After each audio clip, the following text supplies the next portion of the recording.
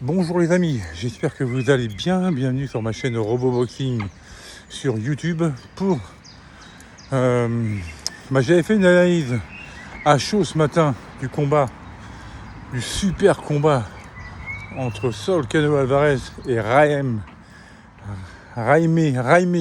Munguia. Mais comme c'était en extérieur, il y avait pas mal de voitures et pas mal de bruit, donc j'ai effacé les vidéos et je vais la recommencer maintenant. On est toujours en extérieur, mais là c'est beaucoup plus calme. Bon, alors les amis, quel combat spectaculaire.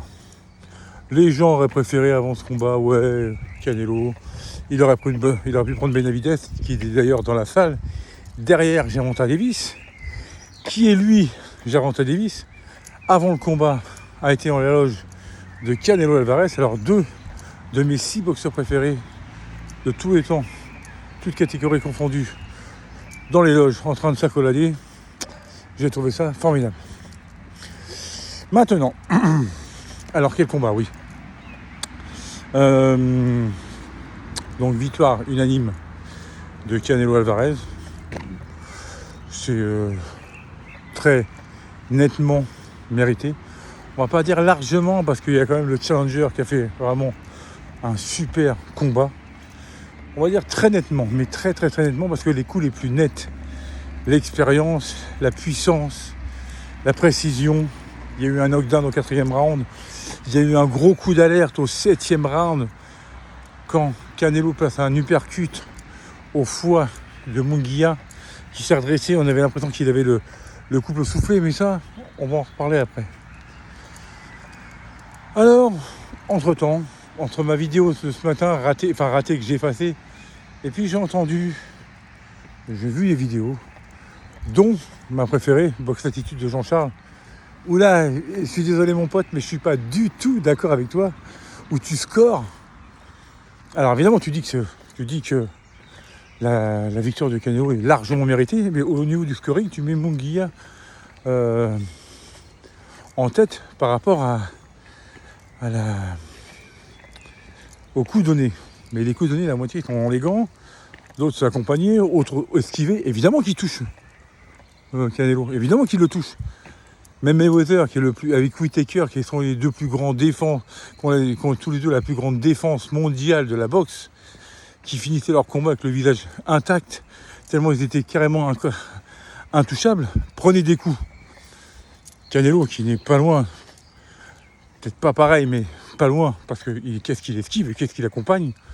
Évidemment, dans un combat de boxe, tu prends des coups, même Mohamed Ali, que les gens font passer pour le GOAT, qui n'est pas le mien du tout. Alors, respect pour Mohamed Ali, mais bon, voilà. Prenez des coups, forcément.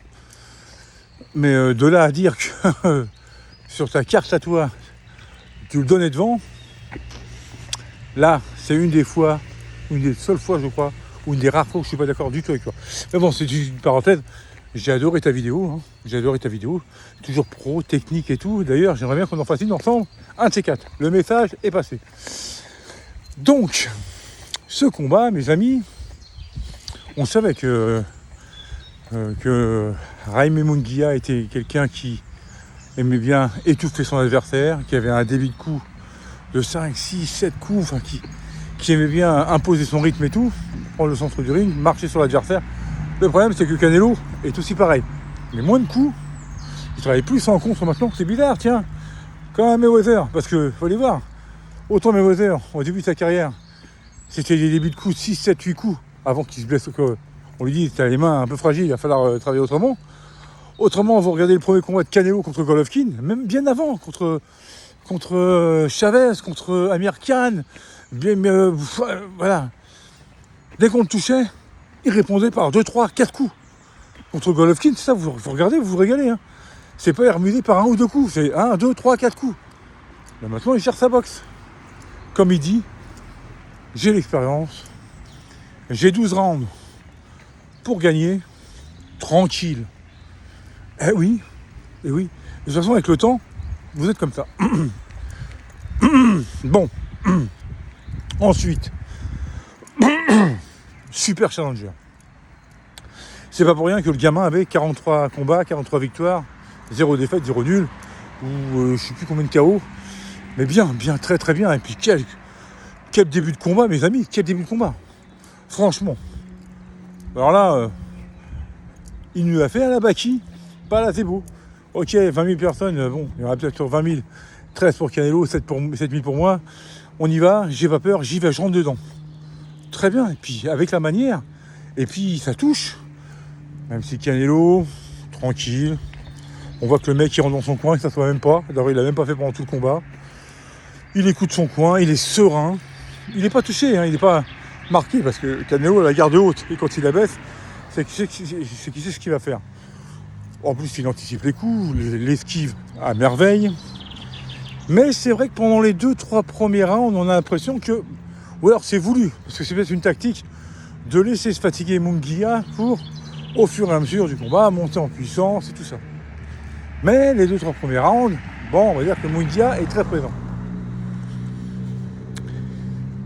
Moi, je me rappelle, je me souviens, c'est pas si loin que ça, c'était ce matin, en cette nuit. Hein. J'étais sur mon vélo d'appartement en train de faire mon sport et tout.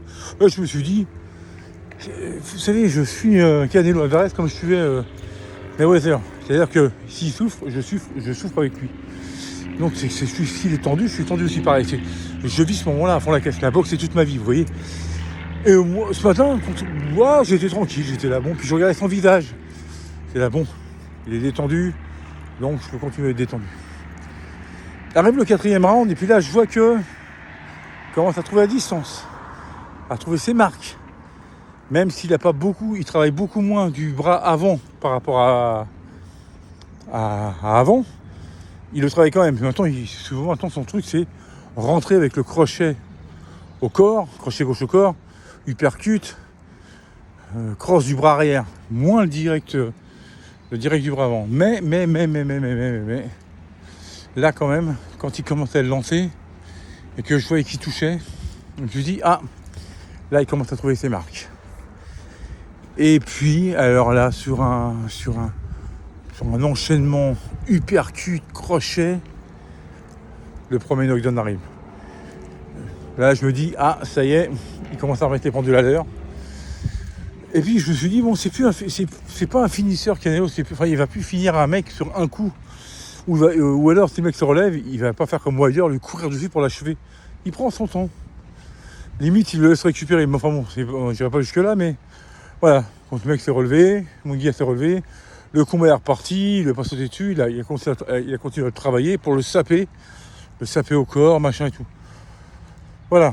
Après, il y a eu une autre alerte au 6e round avec un cross du bras arrière qui est arrivé en pleine mâchoire de Munguia. Je me suis dit, mais comment il est fait pour la prendre celle-là? Après, au 7e round, il y a eu un uppercut au foie. Et là, j'ai vu Munguia qui s'était relevé, mais genre, j'ai la respiration de couper. Je me suis dit, mais là, il va se faire finir. Et non, il est resté. Les Mexicains, ça prend les coups. Hein, c'est des durs au mal, c'est comme les Cosaques, les Ukrainiens, vous voyez, tous ces gens qui viennent de l'Est, les Cubains, tout ça, ces gens-là, c'est dur au mal. Avant de les mettre KO, il faut y aller, il faut les écraser avec des frappes qui valent une tonne, vous voyez. Mais non, le mec debout. Même, limite, à l'appel de la reprise, c'est lui qui revient. Canelo gère.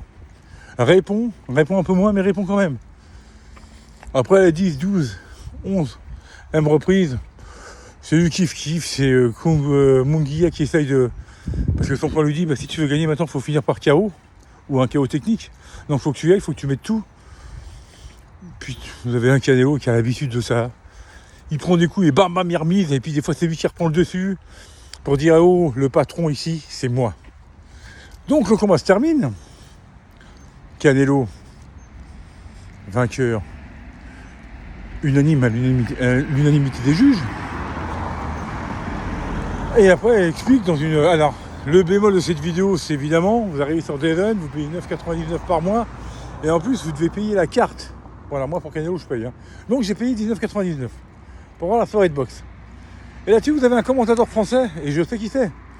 C'est un mec, c'est un youtubeur qui fait des émissions très bien, en parlant de MMA et tout ça, des débriefs, tout ça. Très, très bien. C'est lui qui commente en direct ce soir. Et à partir du moment où Canelo a gagné, et qu'il était sur le ring, au moment où il a donné son interview, mais pour ceux qui ne comprennent pas l'anglais, le mec avant l'interview vous dit bonne soirée, à bientôt. Et hop, Sur l'eau, il n'y a plus personne. Alors vous entendez Canelo parler et vous n'avez aucune traduction. Donc on ne sait pas ce qu'il s'est dit, parce que moi l'anglais, ça fait 2. Enfin, j'arrive, mais quand ça parle comme ça, c'est trop rapide pour moi. Désolé, je ne suis pas trop des temps modernes. Donc apparemment, par la suite, j'ai appris que en Benavidez, on lui avait encore posé la question une énième fois et qu'il avait dit qu'il ne laissait pas la porte fermée. Et moi, je vous le dis, les gars, je vous le dis encore une fois en direct. Si en septembre, non, ce ne sera pas. Si Benavidez, il combat en mi-lourd bientôt. Hein.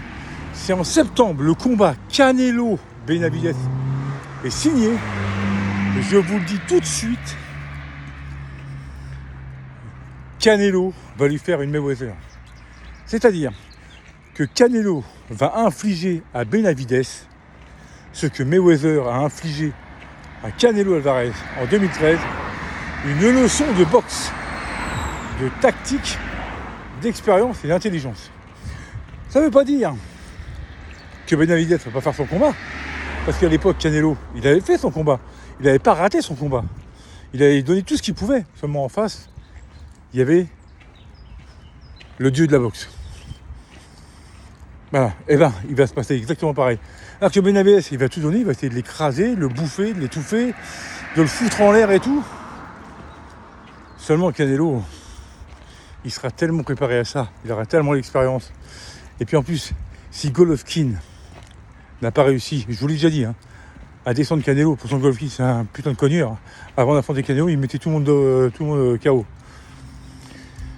C'est pas Benavidez qui l'a fait. Si Benavidez n'a pas réussi à mettre KO Caleb Plant alors que Canelo l'avait fait, c'est sûrement pas Benavidez qui va le faire. Alors Benavidez, j'ai rien contre lui, super boxeur, il a une bonne tête et tout, il n'y a pas de problème et tout. Mais on touche pas à Canelo. Et c'est pas toi. Canelo partira à 2 combats près comme Mayweather est parti. Mayweather est parti invaincu. Canelo a fait plus de combats. Bon, il a perdu 2 fois. Contre lui d'ailleurs, contre le dieu de la boxe. Et contre un Bivol alors qu'il était blessé. Enfin, on s'en rien à retirer à Bivol. Mais je veux dire par là, je prends les paris. On en reparlera. Signez-moi ce putain de contrat, on en reparlera. Je vous dis que Canelo va infliger à Benavidez ce que Canelo a subi avec Mayweather. On en reparlera. Dites-moi dans les commentaires si vous êtes d'accord ou pas. Je suis sûr qu'il y en a qui vont me descendre en disant mais tu rêves debout. On verra. On verra. Moi je vous dis que Canelo prendra Benavidez facile. Au point évidemment, pas par KO. Au point que la victoire sera unanime comme celle de cette nuit. Sur ce les amis, je vous souhaite un très bon dimanche après-midi à toutes et à tous. Portez-vous bien et à bientôt pour une nouvelle vidéo. Allez, ciao.